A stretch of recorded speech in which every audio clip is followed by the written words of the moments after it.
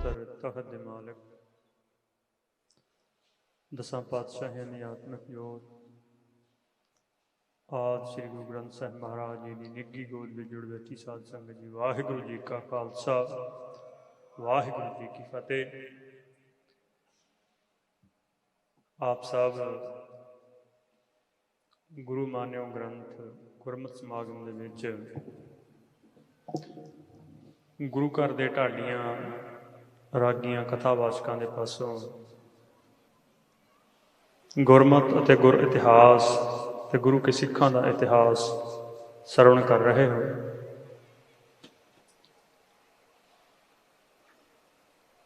सिख इतिहास दे विच साल दे विच शायद ही कोई ऐसा दिन होए जिस दिन कोई बड़ी इतिहासक घटना ना वापरी हो। अज जो नानकशाही कैलेंडर है उहदे अनुसार कत्तक सुदी पंचमी कत्तक की सुदी पंचमी नूं 10वें पातशाह गुरु गोबिंद सिंह महाराज सचखंड प्याना कीते सन हजूर साहब विखे। तो अज 10वें पातशाह का ज्योति जोत दिवस है, सचखंड प्याना करन दा दिहाड़ा भी है, जिहदे नाल एक इतिहास सिख इतिहास का बहुत बड़ा ते डूंगा संबंध है। क्योंकि 10वें पातशाह तो बाद जिहड़ी गुरियाई की प्रथा है, जिहड़ी देह रूप दे विच चल रही सीगी, वो उस रूप दे विच अगे नहीं गई। पातशाह ने जिहड़ी गुरियाई वो अपने ज्योति जोत समान तो पहला कत्तक सुदी दूज वाले दिन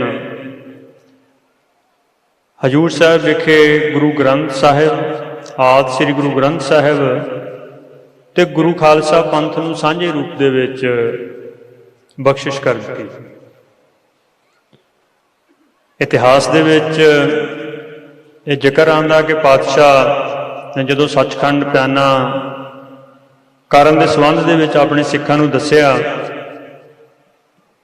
तो सिखां ने पातशाह नूं सवाल किया कि पातशाह आप तो पहला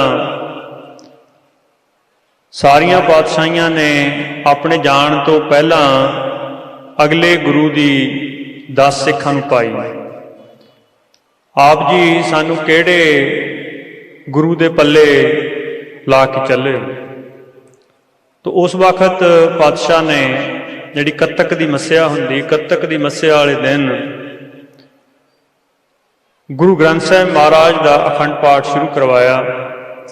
कत्तक की मस्या वाले दिन बहुत करके दिवाली हुंदी, दीपमाला हुंदी, पर कई बार नहीं भी हुंदी। जिस तरह इस बार सीगा जिहड़ी मस्या उस तो दिवाली एक दिन पहला सी, पर उस वक्त आम करके जिहड़ी दिवाली वो कत्तक की मस्या नूं हुंदी।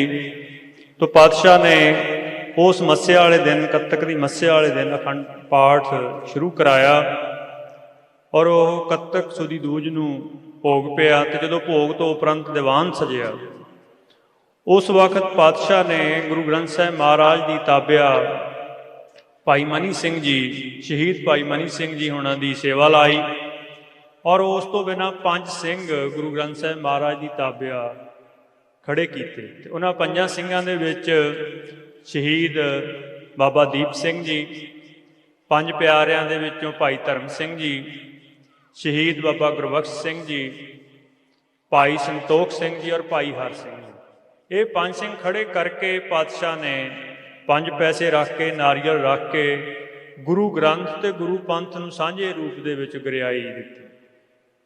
तो अज पातशाह का ज्योति जोत दिवस भी है तो आप गुरु मान्यो ग्रंथ समागम भी मना रहे हैं। तो इस प्रकार पंथ दे विच सिख इतिहास दे विच लगभग ही कोई दिन है जिस दिन कोई बड़ी इतिहासक घटना ना वापरी हो, क्योंकि इतिहास है ही इन्ना संघना। रोज़ का इतिहास याद रखना ही सिखां दे लई भी ईवन प्रचारकां दे लई भी बहुता सौखा नहीं है। ਆਪਾਂ ਸਿੱਖਾਂ ਨੂੰ ਨਾ ਇਕੱਲਾ ਕਹੀਏ, ਪ੍ਰਚਾਰਕਾਂ ਦੇ ਲਈ ਵੀ ਪੂਰਾ ਸਿੱਖ ਇਤਿਹਾਸ ਯਾਦ ਰੱਖਣਾ ਕਿ ਕਿਹੜੇ ਦਿਨ ਕਿਹੜੀ ਘਟਨਾ ਵਾਪਰੀ ਹੈ, ਕੋਈ ਸੁਖਾਲਾ ਕੰਮ ਨਹੀਂ ਹੈ। ਬੇਸ਼ੱਕ ਸਿੱਖਾਂ ਦਾ ਇਤਿਹਾਸ ਬਹੁਤ ਥੋੜ੍ਹੇ ਸਮੇਂ ਦਾ ਹੈ, ਪਰ ਇਤਿਹਾਸਕ ਘਟਨਾਵਾਂ ਬਹੁਤ ਜ਼ਿਆਦਾ। ਉਹਦੇ ਪਰਥਾਏ ਆਪਾਂ ਇੰਡੀਆ ਦੇ ਵਿੱਚ ਬਾਕੀ ਧਰਮਾਂ ਦਾ ਜਾਂ ਹੋਰ ਵੀ ਇਤਿਹਾਸ ਦੇਖ ਲਈਏ, ਉਹਦੇ ਵਿੱਚ ਇੰਨੀਆਂ ਜ਼ਿਆਦਾ ਘਟਨਾਵਾਂ ਨਹੀਂ ਆਉਂਦੀਆਂ, ਕਿਤੇ ਕਿਤੇ ਜਾ ਕੇ ਕੋਈ ਘਟਨਾ ਆਉਂਦੀ। ਸੋ ਇੱਕ ਬੇਨਤੀ ਅੱਜ ਦੇ ਇਤਿਹਾਸ ਦੇ ਸੰਬੰਧ ਦੇ ਵਿੱਚ ਸੀਗੀ। ਦੂਸਰੀ ਬੇਨਤੀ ਮੈਂ ਕਰਨੀ ਕਿ ਜਿਹੜੇ ਗੁਰਮਤਿ ਸਮਾਗਮ ਨੇ ਜਾਂ ਗੁਰੂ ਘਰ ਕਿਉਂ ਆਈਦਾ, ਇਹਦੇ ਸੰਬੰਧ ਦੇ ਵਿੱਚ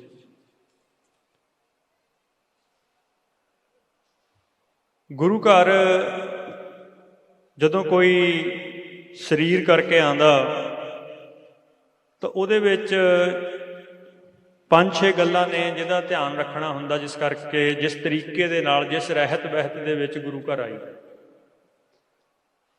ਸਭ ਤੋਂ ਪਹਿਲਾ ਨੁਕਤਾ ਹੈ ਉਦੇਸ਼ ਦਾ, ਮੰਤਵ ਦਾ। ਤੁਸੀਂ ਗੁਰੂ ਦੀ ਹਜ਼ੂਰੀ 'ਚ ਗੁਰੂ ਘਰ ਕਿਉਂ ਆਉਣਾ? ਜਿੱਥੋਂ ਤੱਕ ਮੇਰਾ ਅੰਦਾਜ਼ਾ ਹੈ, ਆਬਜ਼ਰਵੇਸ਼ਨ ਹੈਗੀ, ਸਾਰੇ ਗੁਰੂ ਘਰ ਇੱਕੋ ਹੀ ਮੰਤਵ, ਇੱਕੋ ਹੀ ਭਾਵਨਾ ਦੇ ਨਾਲ ਨਹੀਂ ਆਉਂਦੇ। ਬਹੁਤ ਸਾਰੇ ਸਰੀਰ ਵੱਖ-ਵੱਖ ਭਾਵਨਾਵਾਂ ਕਰਕੇ ਆਉਂਦੇ।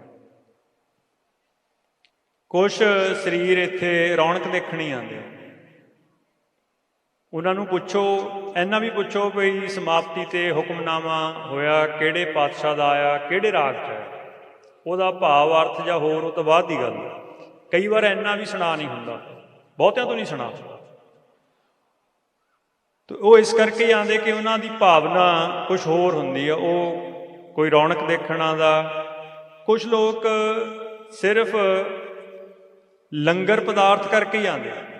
ਇਸ ਕਰਕੇ ਤੁਸੀਂ ਦੇਖੋਗੇ ਕਿ ਬਹੁਤ ਸਾਰੇ ਪ੍ਰਬੰਧਕਾਂ ਨੂੰ ਆਪਣੇ ਇਸ਼ਤਿਹਾਰ ਦੇ ਉੱਤੇ, ਜਿੱਥੇ ਉਹਨਾਂ ਨੇ ਪ੍ਰਚਾਰਕਾਂ ਦੇ ਨਾਂ ਲਿਖਣੇ ਹੁੰਦੇ, ਉੱਥੇ ਲੰਗਰ ਦੀ ਵੀ ਇੱਕ ਸਪੈਸ਼ਲ ਖਾਨਾ ਜਿਹਾ ਬਣਾਉਣਾ ਪੈਂਦਾ, ਕਿਉਂਕਿ ਕੁਛ ਬੰਦਿਆਂ ਨੇ ਸਿਰਫ ਲੰਗਰ ਕਰਕੇ ਆਉਣਾ ਹੁੰਦਾ ਉੱਥੇ। ਉਹਨਾਂ ਦੀ ਬਹੁਤੀ ਭਾਵਨਾ ਵੀ ਲੰਗਰ 'ਚ ਪਦਾਰਥ ਕਿਹੜੇ, ਉਹਦੇ ਕਰਕੇ ਹੀ ਆਉਂਦੇ। ਤੋ ਪਾਤਸ਼ਾਹ ਦੇ ਹਜ਼ੂਰ ਆਈ ਦਾ ਕਿਉਂ ਆ? ਪਾਤਸ਼ਾਹ ਦੋ ਗੱਲਾਂ ਕਹਿੰਦੇ ਨੇ ਕਿ ਕਿਉਂ ਆਉਣਾ ਹੈ। ਇੱਕ ਇਸ ਕਰਕੇ ਆਉਣਾ ਹੈ ਕਿ ਇੱਥੋਂ ਸੋਝੀ ਪ੍ਰਾਪਤ ਕਰਨਾ। ਦੂਸਰਾ ਇਸ ਕਰਕੇ ਆਉਣਾ ਹੈ ਕਿ ਇੱਥੇ ਅਕਾਲ ਦੀ ਉਸਤਤ, ਉਸ ਪਰਮੇਸ਼ਰ ਦੀ ਉਸਤਤ ਕਰਨੀ ਸੰਗਤੀ ਰੂਪ 'ਚ। ਇਹ ਦੋ ਭਾਵਨਾਵਾਂ ਨੇ ਮੁੱਖ ਰੂਪ ਦੇ ਵਿੱਚ, ਜਿਹਦੇ ਕਰਕੇ ਸਿੱਖ ਗੁਰੂ ਦੀ ਹਜ਼ੂਰੀ ਚਾਹੁੰਦੇ। ਤੁਸੀਂ ਬਹੁਤ ਸਾਰੇ ਸਿੱਖ ਹੋ ਜਿਹੜੇ ਇੱਥੇ ਦੀਵਾਨ ਦੇ ਵਿੱਚ ਬੈਠੇ ਹੋ, ਪਰ ਕੁਝ ਸਿੱਖ ਨੇ ਜਿਹੜੇ ਦੀਵਾਨ ਤੋਂ ਬਾਹਰ ਸੇਵਾ ਕਰਦੇ ਨੇ। ਤੋ ਤੀਸਰੀ ਪ੍ਰਵਾਨਗੀ ਉਹਨਾਂ ਸਿੱਖਾਂ ਨੂੰ ਆ ਜਿਹੜੇ ਇਹਨਾਂ ਸਮਾਗਮਾਂ ਦੇ ਪਰਥਾਏ, ਗੁਰੂ ਦੇ ਆਈ ਸੰਗਤ ਦੇ ਪਰਥਾਏ ਸੇਵਾ 'ਚ ਹਾਜ਼ਰ ਹੁੰਦੇ। ਸੋ ਗੁਰੂ ਘਰ ਦੇ ਵਿੱਚ ਆਇਆ ਉਹਨਾਂ ਸਿੱਖਾਂ ਦਾ ਪ੍ਰਵਾਨ ਹੁੰਦਾ ਜਿਹੜਾ ਭਾਵਨਾ ਕਰਕੇ ਸੋਝੀ ਪ੍ਰਾਪਤ ਕਰਨਾ ਦਾ, ਜਾਂ ਉਸ ਅਕਾਲ ਦੀ ਉਸਤਤ ਕਰਨਾ ਦਾ, ਜਾਂ ਸੇਵਾ ਕਰਨਾ। ਅੱਜ ਕੱਲ੍ਹ ਇੱਕ ਮੈਂ ਗੱਲ ਹੋਰ ਦੇਖਦਾ ਕਿ ਬਹੁਤ ਸਾਰੇ ਸਿੱਖ ਗੁਰੂ ਘਰ ਇਸ ਕਰਕੇ ਆਉਂਦੇ ਨੇ ਕਿ ਉਹਨਾਂ ਦੀਆਂ ਬਹੁਤ ਸਾਰੀਆਂ ਪਰਿਵਾਰਕ ਜਾਂ ਪੇਸ਼ਾਵਰ ਮੰਗਾਂ ਹੁੰਦੀਆਂ ਨੇ। ਉਹ ਗੁਰੂ ਘਰ ਸਿਰਫ ਅਰਦਾਸ ਕਰਨ, ਆਪਣੀਆਂ ਮੰਗਾਂ ਮੰਨਣ ਹੀ ਆਉਂਦੇ ਨੇ। ਔਰ ਇਹਨੂੰ ਉਹਨਾਂ ਨੂੰ ਲੱਗਦਾ ਕਿ ਇਹ ਅਸੀਂ ਵਾਕਿਆ ਹੀ ਬਹੁਤ ਕੋਈ ਗੁਰਮਤਿ ਅਨੁਸਾਰੀ ਗੱਲ ਕਰ ਰਹੇ ਹਾਂ। ਹਾਲਾਂਕਿ ਗੁਰੂ ਘਰ ਦੇ ਵਿੱਚ ਜਿਹੜਾ ਇੱਕ ਸਿੱਖ ਹੈ, ਉਹ ਦੋ ਚੀਜ਼ਾਂ ਬੁਨਿਆਦੀ ਰੂਪ 'ਚ ਗੁਰੂ ਕੋਲੋਂ ਮੰਗ ਸਕਦਾ ਹੈ। ਇੱਕ ਇਹ ਮੰਗ ਸਕਦਾ ਹੈ ਕਿ ਪਾਤਸ਼ਾਹ ਮੇਰੀ ਰਹਿਤ ਦੀ ਪਰਪੱਕਤਾ ਬਖਸ਼ਿਸ਼ ਕਰੋ, ਦੂਸਰੀ ਮੇਰੀ ਲਾਜਪਤ ਰੱਖਿਓ। ਬਾਕੀ ਕੁਛ ਵੀ ਦੁਨਿਆਵੀ ਚੀਜ਼ਾਂ ਮੰਗਣੀਆਂ ਨੇ, ਉਹ ਗੁਰੂ ਘਰੋਂ ਹੀ ਪ੍ਰਾਪਤ ਹੋਣੀਆਂ ਨੇ, ਪਰ ਉਹ ਪ੍ਰਾਪਤ ਕਰਨ ਦੇ ਲਈ ਤੁਹਾਨੂੰ ਕੁਛ ਸੇਵਾ, ਕੁਛ ਸਿਮਰਨ ਕਰਨਾ ਪੈਂਦਾ, ਤੇ ਉਹਦੇ ਪਰਥਾਏ ਗੁਰਸਿੱਖਾਂ ਕੋਲੋਂ ਅਰਦਾਸ ਕਰਨੀ। ਤੋ ਬਿਨਾਂ ਕਿਸੇ ਸੇਵਾ ਤੋਂ, ਬਿਨਾਂ ਕਿਸੇ ਸਿਮਰਨ ਤੋਂ ਅਸੀਂ ਬਹੁਤ ਸਾਰੀਆਂ ਦੁਨਿਆਵੀ ਪਦਾਰਥਾਂ ਦੀਆਂ ਮੰਗਾਂ ਮੰਨਣਾ ਨੇ, ਤੇ ਉਹ ਸਾਨੂੰ ਲੱਗਦਾ ਕਿ ਸ਼ਾਇਦ ਠੀਕ ਹੀ ਗੱਲ, ਪਰ ਬਹੁਤ ਹੀ ਗੁਰੂ ਘਰ 'ਚ ਪ੍ਰਵਾਨ ਨਹੀਂ। ਇਸ ਤੋਂ ਬਾਅਦ ਜਿਹੜੀ ਅਗਲੀ ਗੱਲ ਗੁਰੂ ਘਰ ਆਉਣ ਲਈ ਹੈ, ਉਹ ਹੈਗੀ ਕਿ ਜਦੋਂ ਤੁਸੀਂ ਗੁਰੂ ਘਰ ਆਉਣੇ, ਤੁਸੀਂ ਆਪਣੀ ਭਾਵਨਾ ਦੇ ਵਿੱਚ ਇਸ਼ਟ ਕਿਹਨੂੰ ਮੰਨ ਕੇ ਆਉਣੇ। ਬਹੁਤੀ ਵਾਰ ਇਹ ਦੇਖਣ ਦੇ ਵਿੱਚ ਆਉਂਦਾ ਕਿ ਗੁਰੂ ਘਰ ਦੇ ਵਿੱਚ ਇਸ਼ਟ ਰੂਪ ਦੇ ਵਿੱਚ ਗੁਰੂ ਗ੍ਰੰਥ ਸਾਹਿਬ ਮਹਾਰਾਜ ਸਵਾਇਮਾਨ ਹੈ, ਜਾਂ ਪੰਥ ਦੇ ਰੂਪ ਦੇ ਵਿੱਚ ਪੰਜ ਸਿੰਘ ਸਾਹਿਬਾਨ ਸੁਭਾਈਮਾਨ ਹੁੰਦੇ ਆ, ਪਰ ਬਹੁਤ ਸਾਰੇ ਲੋਕ ਭਾਵਨਾ ਕਰਕੇ ਕਿਸੇ ਇੱਕ ਮਨੁੱਖ ਨੂੰ ਮੁੱਖ ਰੱਖ ਕੇ ਉਸ ਦੀਵਾਨ 'ਚ ਆਉਂਦੇ। ਹਾਲਾਂਕਿ ਉਹ ਭਾਵਨਾ ਫੜੀ ਨਹੀਂ ਜਾ ਸਕਦੀ ਹੈ, ਪਰ ਜਿਹੜੇ ਭਾਵਨਾ ਕਰਕੇ ਕਿਸੇ ਵੀ ਸਰੀਰ ਨੂੰ ਗੁਰੂ ਗ੍ਰੰਥ ਸਾਹਿਬ ਮਹਾਰਾਜ ਤੋਂ ਬਿਨਾਂ ਮੁੱਖ ਮੰਨ ਕੇ ਆਉਂਦੇ ਆ, ਉਹ ਵੀ ਸੰਗਤ ਦੇ ਵਿੱਚ ਆਏ ਬਹੁਤੇ ਪ੍ਰਵਾਨ। ਤੀਸਰੀ ਗੱਲ ਹੈਗੀ ਪੂਜਾ ਦੀ, ਉਪਾਸਨਾ ਦੀ, ਕਿ ਗੁਰੂ ਘਰ ਦੇ ਵਿੱਚ ਜਦੋਂ ਤੁਸੀਂ ਆਨੇ ਕਿ ਪੂਜਾ ਉਪਾਸਨਾ ਦਾ ਜਿਹੜਾ ਤਰੀਕਾ ਹੈ ਉਹ ਕਿਹੜਾ ਪ੍ਰਵਾਨ। ਗੁਰੂ ਘਰ ਦੇ ਵਿੱਚ ਪੂਜਾ ਦਾ ਤਰੀਕਾ ਇੱਕੋ ਹੀ ਪ੍ਰਵਾਨ ਹੈ, ਅਕਾਲ ਪੁਰਖ ਦਾ ਜਸ ਗਾਣ ਦਾ, ਉਸ ਦੀ ਅਰਾਧਨਾ ਦਾ, ਉਹ ਵੀ ਸੰਗਤੀ ਰੂਪ 'ਚ। ਜਿਸ ਤਰ੍ਹਾਂ ਆਪਣੀ ਸਵੇਰ ਦੀ ਨਿਤਨੇਮ ਹੈ, ਪੰਜ ਬਾਣੀਆਂ ਆਪਾਂ ਪੜ੍ਹਦੇ ਹਾਂ, ਉਹ ਸਾਡੀ ਸਾਖੀ ਰਹਿਤ ਦਾ ਨਿਤਨੇਮ ਹੈ। ਗੁਰੂ ਘਰ ਅਸੀਂ ਸੰਗਤੀ ਰਹਿਤ ਦਾ ਨਿਤਨੇਮ ਕਰਨਾ ਨੇ, ਜਿਵੇਂ ਕਿ ਆਸਾ ਕੀ ਬਾਤ। ਮੈਂ 100 ਸਾਲ ਪਹਿਲਾਂ ਦੀ ਇੱਕ ਲਿਖਤ ਪੜ੍ਹਦਾ ਸੀਗਾ, ਪ੍ਰੋਫੈਸਰ ਪੂਰਨ ਸਿੰਘ ਹੁਣਾਂ ਦੀ ਲਿਖੀ ਹੋਈ। ਉਹਨਾਂ ਨੇ ਸੰਤ ਆਇਆ ਸਿੰਘ ਹੁਣਾਂ ਦੀ ਇੱਕ ਬਚਨ ਦਾ ਜ਼ਿਕਰ ਕੀਤਾ। ਉਹ ਕਹਿੰਦੇ ਕਿ ਦਰਬਾਰ ਸਾਹਿਬ ਕੁਛ ਲੋਕ ਆਉਂਦੇ ਨੇ, ਦਰਬਾਰ ਸਾਹਿਬ ਸਵੇਰੇ ਆਸਾ ਦੀ ਵਾਰ ਦਾ ਕੀਰਤਨ ਹੁੰਦਾ, ਅਤੇ ਉਹ ਲੋਕ ਆਪਣੀ ਜਿਹੜੀ ਨਿਜ ਰਹਿਤ ਦੀ ਬਾਣੀ ਆ ਜਾਂ ਕੋਈ ਨਿਜ ਰਹਿਤ ਦੇ ਸ਼ਬਦ ਦਾ ਅਭਿਆਸ ਕਰਦੇ ਹਨ। ਉਹ ਕਹਿੰਦੇ ਇਹ ਇਸ ਤਰ੍ਹਾਂ, ਜਿਸ ਤਰ੍ਹਾਂ ਜੇ ਮੀਂਹ ਵਰ ਰਿਹਾ ਹੋਵੇ, ਵਰ ਰਹੇ ਮੀਂਹ ਦੇ ਵਿੱਚ ਕੋਈ ਖੂਹ ਗੇੜ ਕੇ ਨਾ ਆਏ। ਸੋ ਜਿਹੜੇ ਗੁਰੂ ਘਰ ਨੇ ਇਹ ਸੰਗਤੀ ਪੂਜਾ, ਸੰਗਤੀ ਉਪਾਸਨਾ, ਅਰਾਧਨਾ ਦੇ ਸਥਾਨ ਨੇ, ਤੇ ਜੋ ਸੰਗਤੀ ਰੂਪ ਦੇ ਵਿੱਚ ਗੁਰੂ ਦੇ ਹਜ਼ੂਰ ਤੋਂ ਸੇਵਾ, ਗੁਰੂ ਦੇ ਹਜ਼ੂਰ ਤੋਂ ਕੀਰਤਨ ਦਾ ਪ੍ਰਵਾਹ ਚੱਲ ਰਿਹਾ, ਬਾਣੀ ਦਾ ਪ੍ਰਵਾਹ ਚੱਲ ਰਿਹਾ, ਕਥਾ ਦਾ ਪ੍ਰਵਾਹ ਚੱਲ ਰਿਹਾ, ਉਸ ਨੂੰ ਸੁਣਨ, ਸੁਣਾਉਣ, ਸਰਵਣ ਕਰਨਾ। ਉੱਥੇ ਜਾ ਕੇ ਆਪਣੀ ਨਿੱਜੀ ਕੋਈ ਗੱਲ ਕਰਨੀ, ਇਹ ਗੁਰੂ ਘਰ 'ਚ ਪ੍ਰਵਾਨ ਨਹੀਂ। ਦੋ ਚੀਜ਼ਾਂ ਹੋਰ ਨੇ, ਇੱਕ ਹੈ ਪਹਿਨਣ ਦਾ ਤੇ ਦੂਸਰਾ ਹੈ ਖਾਣ ਪੀਣ ਦਾ। ਗੁਰੂ ਘਰ ਦੇ ਵਿੱਚ ਜਦੋਂ ਬਹੁਤ ਦੀਵਾਨ ਦੇ ਵਿੱਚ ਆਈਦਾ, ਕਈ ਵਾਰ ਅਸੀਂ ਦੇਖੀਦਾ ਕਿ ਬਹੁਤ ਸਾਰੇ ਸੱਜਣ ਆ ਕੇ ਸੌਣ ਲੱਗ ਜਾਂਦੇ। ਉਹ ਸੌਣ ਇਸ ਕਰਕੇ ਨਹੀਂ ਲੱਗ ਜਾਂਦੇ ਹੈ ਕਿਉਂਕਿ ਤੇ ਰਾਤ ਦੇ ਅਣੀਂਦਰੇ, ਉਹ ਇਸ ਕਰਕੇ ਲੱਗ ਜਾਂਦੇ ਆ ਕਿ ਉਹਨਾਂ ਨੇ ਜ਼ਰੂਰਤ ਤੋਂ ਜ਼ਿਆਦਾ ਛਕ ਲਿਆ ਹੁੰਦਾ। ਆਮ ਤੌਰ ਦੇ ਉੱਤੇ ਪ੍ਰਬੰਧਕਾਂ ਨੇ ਸਾਰੀ ਸੰਗਤ ਨੂੰ ਅਟਰੈਕਟ ਕਰਨ ਦੇ ਲਈ ਭੋਜਨ ਥੋੜ੍ਹਾ ਤਾਮਸਿਕ ਭਾਰਾ ਬਣਾਇਆ ਹੁੰਦਾ, ਤੇ ਉਹ ਭਾਰਾ ਭੋਜਨ ਛਕ ਕੇ ਤੇ ਸੌਣ ਲੱਗ ਜਾਂਦਾ। ਤਾਂ ਗੁਰੂ ਘਰ ਸੰਗਤ ਦੇ ਵਿੱਚ ਆਉਣਾ ਹੋਏ ਤੇ ਉਹਦੇ ਲਈ ਅਲਪਹਾਰ ਛਕ ਕੇ ਹੀ ਆਉਣਾ ਚਾਹੀਦਾ। ਤੇ ਪਹਿਨਣ ਦਾ ਆਪਾਂ ਨੂੰ ਚਲੋ ਖੈਰ ਪਤਾ ਹੈ ਕਿ ਕਿਸ ਰੂਪ ਦੇ ਵਿੱਚ ਆਪਾਂ ਪਹਿਨ ਕੇ, ਵਸਤਰ ਪਹਿਨ ਕੇ ਆਈਏ। ਤਾਂ ਆਖਰੀ ਗੱਲ ਜਿਹੜੀ ਮੈਂ ਕਰਨੀ, ਮੇਰੇ 15 ਕੁ ਮਿੰਟ ਰਹਿੰਦੇ ਨੇ, ਉਹ ਹੈ ਜਿਹੜੀ ਵਿਚਾਰ ਮੇਰੇ ਤੋਂ ਪਹਿਲਾਂ ਢਾਡੀ ਸਿੰਘ ਕਰ ਰਹੇ ਸੀਗੇ 18ਵੀਂ ਸਦੀ ਦੀ, ਕਿ ਕਿਸ ਤਰ੍ਹਾਂ ਬਾਘ ਸਿੰਘ ਹੁਣਾਂ ਨੇ ਤੇ ਭਾਈ ਹਾਟੂ ਸਿੰਘ ਹੁਣਾਂ ਨੇ ਆਪਣੀ ਸੂਰਵੀਰਤਾ ਦੇ ਜੌਹਰ ਅਹਿਮਦ ਸ਼ਾਹ ਅਬਦਾਲੀ ਨੂੰ ਦਿਖਾਏ, ਜਾਂ ਕੱਲ੍ਹ ਵੀ ਜਿਸ ਪ੍ਰਕਾਰ ਢਾਡੀ ਸਿੰਘਾਂ ਨੇ ਅਕਾਲੀ ਫੂਲਾ ਸਿੰਘ ਜੀ ਹੁਣਾਂ ਦਾ ਜਾਂ ਮਹਾਰਾਜਾ ਰਣਜੀਤ ਸਿੰਘ ਹੁਣਾਂ ਦਾ ਇਤਿਹਾਸ ਆਪ ਜੀ ਨੂੰ ਸਰਵਣ ਕਰਾਇਆ। ਇਸ ਦੌਰ ਦਾ ਜਿਹੜਾ ਇਤਿਹਾਸ ਹੈ, ਜਦੋਂ ਖਾਲਸੇ ਨੇ ਇਸ ਧਰਤੀ ਦੇ ਉੱਤੇ ਹਲੇਮੀ ਰਾਜ ਪ੍ਰਗਟ ਕੀਤਾ, ਖਾਲਸਾ ਜੀ ਉਹਦਾ ਰਾਜ ਪ੍ਰਗਟ ਕੀਤਾ, ਉਸ ਰਾਜ, ਉਸ ਸਮੇਂ ਦੇ ਨਾਲ ਸੰਬੰਧਿਤ ਇਹ ਇਤਿਹਾਸ ਦੀਆਂ ਸਾਖੀਆਂ ਨੇ। ਅੱਜ ਵੀ ਬਹੁਤੀ ਵਾਰ ਇਹ ਜ਼ਿਕਰ ਚੱਲਦਾ ਕਿ ਖਾਲਸੇ ਦਾ ਰਾਜ ਕਿਵੇਂ ਹੋਏ, ਹਲੇਮੀ ਰਾਜ ਕਿਵੇਂ। ਤਾਂ ਉਸ ਹਲੇਮੀ ਰਾਜ ਨੂੰ ਪ੍ਰਾਪਤ ਕਰਨ ਦੇ ਲਈ ਅੱਜ ਜਾਂ ਭਵਿੱਖ ਦੇ ਵਿੱਚ ਜੋ ਸਾਨੂੰ ਕਰਨਾ ਚਾਹੀਦਾ, ਉਹਦੇ ਸੰਬੰਧੀ ਮੈਂ ਆਪ ਜੀ ਦੇ ਨਾਲ ਕੁਝ ਵਿਚਾਰਾਂ ਕਰਨੀਆਂ। ਇਤਿਹਾਸ ਆਪਾਂ ਸੁਣ ਰਹੇ ਹਾਂ, ਇਤਿਹਾਸ ਇਸ ਕਰਕੇ ਹੀ ਸੁਣਾਇਆ ਜਾਂਦਾ ਕਿ ਇਤਿਹਾਸ ਤੋਂ ਸੁਣ ਕੇ, ਬੀਤੇ ਤੋਂ ਅਸੀਂ ਕੁਝ ਸਮਝ ਪ੍ਰਾਪਤ ਕਰੀਏ, ਸੋਝੀ ਪ੍ਰਾਪਤ ਕਰੀਏ, ਜਿਹਦੇ ਨਾਲ ਸਾਨੂੰ ਭਵਿੱਖ ਦੇ ਜਿਹੜੇ ਨਕਸ਼ ਨੇ, ਭਵਿੱਖ ਦੇ ਜਿਹੜੇ ਰਸਤੇ ਨੇ, ਉਹ ਸਪਸ਼ਟ ਦਿਸਣ।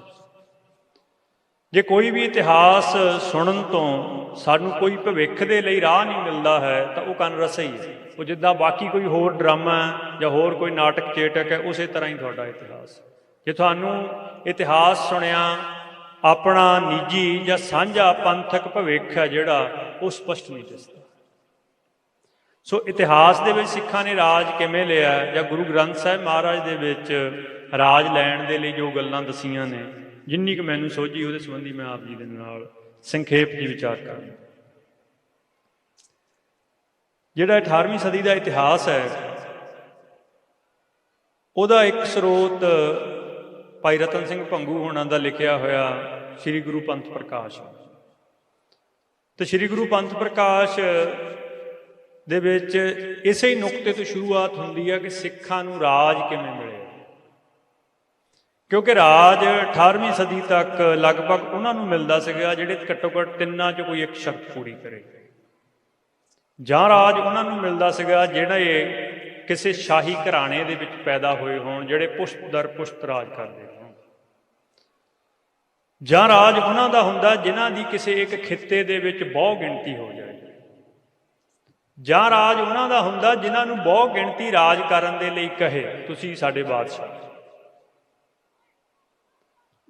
ਤੋ ਰਤਨ ਸਿੰਘ ਭੰਗੂ ਨੂੰ, ਜਿਹੜਾ ਉਸ ਵੇਲੇ ਅੰਗਰੇਜ਼ ਆਫੀਸਰ ਸੀਗਾ ਲੁਧਿਆਣੇ ਦਾ, ਉਸਨੇ ਇਹ ਪੁੱਛਿਆ ਕਿ ਨਾ ਤੁਹਾਡੇ ਕੋਲ ਕਦੇ ਪਹਿਲਾਂ ਤੁਹਾਡੇ ਪੁਰਖਿਆਂ ਕੋਲ ਰਾਜ ਰਿਹਾ, ਨਾ ਤੁਹਾਡੀ ਬਹੁ ਗਿਣਤੀ, ਨਾ ਤੁਹਾਨੂੰ ਬਹੁ ਗਿਣਤੀ ਨੇ ਰਾਜ ਦਿੱਤਾ ਹੈ, ਤੇ ਤੁਸੀਂ ਰਾਜ ਕਿਵੇਂ ਬਣਾ। ਇਸ ਨੁਕਤੇ ਦੇ ਉੱਤੇ ਹੀ ਸਾਰਾ ਪੰਥ ਪ੍ਰਕਾਸ਼। ਤਾਂ ਜੋ ਉਹਦਾ ਉੱਤਰ ਸੀਗਾ, ਉਹ ਕਹਿੰਦਾ ਕਿ ਸਿੰਘਨ ਪਾਤਸ਼ਾਹੀ ਸਾਹ ਸੱਚੇ ਦਈ। ਕਹਿੰਦਾ ਸਾਨੂੰ ਇਹ ਪਾਤਸ਼ਾਹੀ ਸੱਚੇ ਪਾਤਸ਼ਾਹ ਨੇ ਦਿੱਤੀ। ਕਹਿੰਦਾ ਇਹ ਜਿਹੜੀਆਂ ਦੁਨਿਆਵੀ ਸ਼ਰਤਾਂ ਨੇ ਇਹ ਸਾਡੇ ਤੇ ਲਾਗੂ ਹੀ ਨਹੀਂ ਹੁੰਦੀਆਂ। ਸਾਨੂੰ ਪਾਤਸ਼ਾਹ ਕਹਿ ਗਿਆ ਕਿ ਰਾਜ ਕਰੇਗਾ ਖਾਲਸਾ, ਕਿ ਸਾਨੂੰ ਇਹ ਪਾਤਸ਼ਾਹੀ ਦਾ ਵਰ ਗੁਰੂ ਦੇ ਘਰ ਤੋਂ ਮਿਲਿਆ, ਸਾਨੂੰ ਇਹ ਪਾਤਸ਼ਾਹੀ ਦੀ ਬਖਸ਼ਿਸ਼ ਗੁਰੂ ਨੇ ਦਿੱਤੀ। ਉਹ ਪੁੱਛਣ ਲੱਗਾ ਵੀ ਸੱਚਾ ਪਾਤਸ਼ਾਹ ਕੌਣ ਹੈ? ਉਹ ਦੱਸਦਾ ਕਿ ਗੁਰੂ ਨਾਨਕ। ਬਸ ਸਾਨੂੰ ਕਿਸੇ ਦੁਨਿਆਵੀ ਬਾਦਸ਼ਾਹ ਨੇ ਰਾਜ ਨਹੀਂ ਦਿੱਤਾ ਹੈ, ਸਾਨੂੰ ਉਸ ਦੀਨ ਦੁਨੀ ਦੇ ਮਾਲਕ ਦੋ ਜਹਾਨ ਦੇ ਬਾਲੀ ਗੁਰੂ ਨਾਨਕ ਪਾਤਸ਼ਾਹ ਨੇ ਸਾਨੂੰ ਇਹ ਰਾਜ ਦਿੱਤਾ। ਇਹ ਅੱਜ ਸਾਡੇ ਲਈ ਸਮਝਣ ਦੇ ਲਈ ਬਹੁਤ ਬੁਨਿਆਦੀ ਨੁਕਤਾ ਹੈ। ਬੇਸ਼ੱਕ ਰਾਜ ਦੁਨਿਆਵੀ ਤੌਰ 'ਤੇ ਹੋਣਾ, ਉਹਦੇ ਵਿੱਚ ਦੁਨਿਆਵੀ ਬਹੁਤ ਸਾਰੀਆਂ ਹਾਲਾਤ ਨੇ, ਉਹ ਅਸਰਅੰਦਾਜ਼ ਹੁੰਦੇ ਨੇ, ਪਰ ਬੁਨਿਆਦੀ ਤੌਰ 'ਤੇ ਰਾਜ ਦੀ ਬਖਸ਼ਿਸ਼ ਤਦ ਹੋਣੀ ਆ ਜਦ ਪਾਤਸ਼ਾਹ ਤੁਹਾਡੇ ਤੇ ਤਰੁੱਠਾ। ਭਾਈ ਗੁਰਦਾਸ ਜੀ ਹੁਣਾਂ ਦੀਆਂ 12 ਦੇ ਵਿੱਚ ਆਉਂਦਾ, ਜਿਹੜੀ ਭਗਤ ਧਰੂ ਦੀ ਆਂਦੀ ਸਾਖੀ, ਉਹਦੇ ਵਿੱਚ ਉਹ ਪੁੱਛਦੇ ਨੇ ਵੀ ਉਸ ਸਾਖੀ ਦੇ ਵਿੱਚ ਆਉਂਦਾ ਕਿ ਰਾਜ ਕਿਵੇਂ ਪ੍ਰਾਪਤ ਕਰੀਏ। ਉਹਦੇ ਵਿੱਚ ਵੀ ਉਹੀ ਬੁਨਿਆਦੀ ਇੱਕ ਦੋ ਨੁਕਤਿਆਂ ਦੇ ਵਿੱਚ ਗੱਲ ਕਹਿੰਦੇ ਨੇ ਕਿ ਪਰਮੇਸ਼ਰ ਆਰਾਧੀ।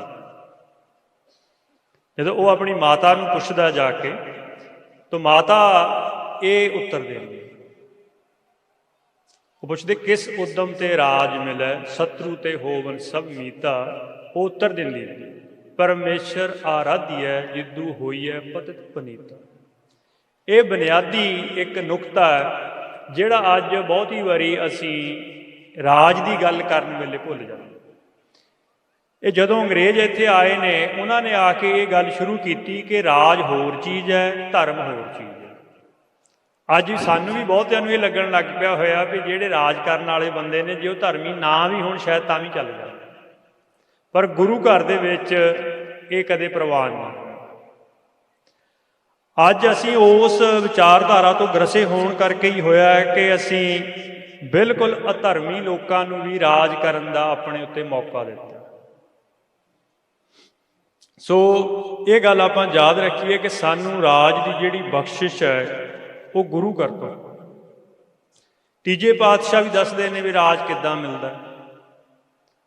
ਪਾਤਸ਼ਾਹ ਕਹਿੰਦੇ ਕਿ ਹਸਤੀ ਸਿਰ ਜਿਉ ਅੰਕਸ ਹੈ, ਅਹਰਣ ਜਿਉ ਸਿਰ ਦੇ, ਮਨ ਤਨ ਆਗੇ ਰਾਖ ਕੇ ਊ ਵੀ ਸੇਵ ਕਰੇ। ਇਉਂ ਗੁਰਮੁਖ ਆਪ ਨਿਵਾਰੀਏ, ਸਭ ਰਾਜ ਸ੍ਰਿਸ਼ਟ ਕਾਲ। कि राज तद मिलता है जे ऊभी सेव करिए। जिस तरह की सेवा गुरु के परथाए आप प्रसंग सुनिया है, या जिस प्रकार थोड़े नेड़े ही कानूआन का छंभ है, कानूआन के छंभ के विच राज प्राप्त करन तो पहला गुरु के सिखा ने सेवा की घाल कमाई की सब तो करड़ी प्रीख्या इत्थे दिती। उस प्रीख्या तो साबत कदम हो के निकले ने तां पातशाह ने राज की बख्शिश की। जिहड़े इन्नी करड़ी घाल कमाई दे विचों सेवा सिमरन दे नाल आप निवारदे ने, उहदे विचों ही एकता इतफाक निकलदा। अज साडी सब तो वड्डी जिहड़ी समस्या दिसदे रूप दे विच हैगी वो ये है कि साडे कोलों राज लैण दे लई जिहड़ी सब तो लोड़ींदी बुनियादी शर्त है एकता ते इतफाक नहीं है। एकता ते इतफाक हौमे वालियां 'च हो नहीं सकता, ते हौमे नूं खत्म करन दा इक्को तरीका सेवा ते सिमरन। सेवा ते सिमरन होएगा तां उहदे नाल तुहाडा आपा निवारिया जाना। अज छोटी छोटियां गल्लां ने, श्रोमणी कमेटी की इलैक्शन की गल चलती, थोड़े ही एक इलाके के सज्जन का मैनू फोन आया एक दिन। वो फिक्रमंद सीगा भी जिन्हों ने प्रबंध नूं वधिया करन दा जिन्हां दा दावा है, वो दो धिरां दे आगूआं ने इंटरनेट ते एक दूजे नूं कुछ कहता। तो मैं उन्होंने कहा भी पंजाब दे विच 15 कुछ धिरां हन जिहड़ियां गुरुद्वारा प्रबंध नूं ठीक करन दा दावा करदियां, पर जे उन्होंने पुछो भी उन्होंने किहड़े किसी एक इलाके दे विच कोई आधार है जिथे उन्होंने कोई सेवा दे नाल सिमरन दे नाल किसी संगत दे विच अपनी जगह बनाई हुई है, उन्होंने 15 ही धिरां चों किसी का भी किसी इलाके च संगत च कोई आधार नहीं। तो वो जे आ भी जाण प्रबंध दे विच तां वो प्रबंध गुरमत अनुसार ही उन्होंने को चलना नहीं। जिस तरह हुण हौमे ते आधारित बंदियां दा प्रबंध है वो उस तरह का ही रह जाना। सो आखिरी नुकता मैं कहना है कि सिखां दे लई जो आने वाला समा, जिस तरह की दुनिया की राजनीति है, जिस तरह इंडिया की राजनीति है, आने 8-10 साल दे विच दुनिया दे विच बहुत वड्डी उथल पुथल होनी शुरू हो चुकी। 2-3 जंगां ऑलरेडी चलदियां ने, तो ये इलाका जिहड़ा तुहाडा है इहदे उत्ते दुनिया दियां इंडिया दियां सारियां दियां ही नज़रां ने। थोड़े पानी करके, थोड़ी मिट्टी करके, तो जिस तरह के मनुख इत्थे वसदे ने गुणां वाले, उन्हां करके इस इलाके ते हरेक की इच्छा है कि ये साडे कोल होए। तो बहुत सारी उथल पुथल होनी है। उहदे करके असीं जिहड़ियां बहुत छोटियां छोटियां गल्लां करदे हां इत्थे पंजाब दा जां होर छोटे मोटे राज, उहदे नाल बहुत वड्डियां प्राप्तियां दा समा आउण वाला। सो जो गुरु गोबिंद सिंह पातशाह दा बचन है, अज पातशाह का दिहाड़ा, उन्होंने 52 बचनों चो एक बचन यह सीगा कि राजनीति भी पढ़नी। जो अज राजनीति चल रही है उन्होंने समझण का पढ़न का समा है। जे अज जो राजनीति चल रही उन्होंने समझ पढ़ लवांगे तो आने वाले दिन साडे ते साडियां नस्लों के सुखाले होणगे। सो अंत दे विच मैं संगत दे कोलों खिमा मंगदा। वाहिगुरू जी का खालसा, वाहिगुरू जी की फतेह।